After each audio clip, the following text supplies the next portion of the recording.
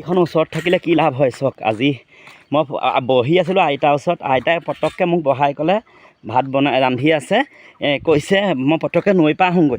ইমান কষ্ট চাওক নাও নিমিবলৈ, দেখিছে ইমান দূৰ পালেগৈ আহি পিনি মইতো কি কয় বোলে ধনিয়াকেইডাল ধুই আনোগৈ।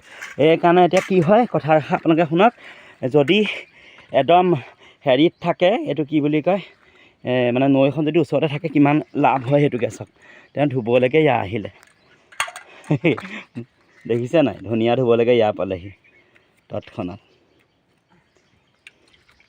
হ'লে কি হ'ব, বাৰিষা খৰালি একেই হৈছে, বালি তুলি ৰাইজে পানীটো লেতেৰা কৰিছে। সঁচাকৈ পানী বৰ বেলেগ লেতেৰা।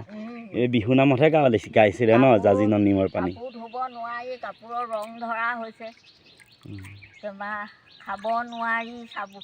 আগদিনা নি থ'লে পিছদিনা পানীটো মানে হেৰি চাবোনৰ ফেনৰ নিচিনা পিছল পিছল। এইবিলাক খাই মানুহ এতিয়া মানে চৰ্দি কাহ জ্বৰ মানে লেট্ৰিন চেট্ৰিন হৈছে। এইবোৰ লেতেৰা পানী এতিয়া কি হ'ব। জাজি নৈ পানী নিৰ্মল বুলি কওঁতে পানী আপোনাৰ নিজৰ মুখখন গাটো দেখা পায়, তেনেকুৱা চৰ্তত এতিয়া পানী বিলৰ পানীতকৈ চেৰমা। সঁচাকৈ পাই একদম বিলৰ কেনেকুৱা লাগিছে চাওক দেখিবলৈ। বিলৰ পানীতকৈ দেখিছে পানীবোৰ কিমান লেতেৰা হৈ আছে, ইমান লেতেৰা হ'ল। বাৰিষা বোলে বাৰিষা লেতেৰা পানী ঘোদা পানী আহিছে। এতিয়া সেই বাৰিষা খৰালি একেই হ'ল আৰু। এতিয়া খৰালিও সেই লেতেৰা পানী খাবলগীয়া হৈছে। কাপোৰ কানি ধুলে এতিয়া কাপোৰ কানি চাফা নোহোৱা হৈছে, ৰং ধৰিছে। তোমাৰ মাটি ৰোৱা কাপোৰৰ নিচিনা ৰং ধৰিছে এতিয়া কাপোৰ কানি। থোৱা পানীবোৰ চাবোনৰ ফেনৰ নিচিনা, চাবোনৰ ফেনৰ দৰে মানে পিছল পিছল। তেনেকুৱা পানী খাবলগীয়া হৈছে এতিয়া আমি।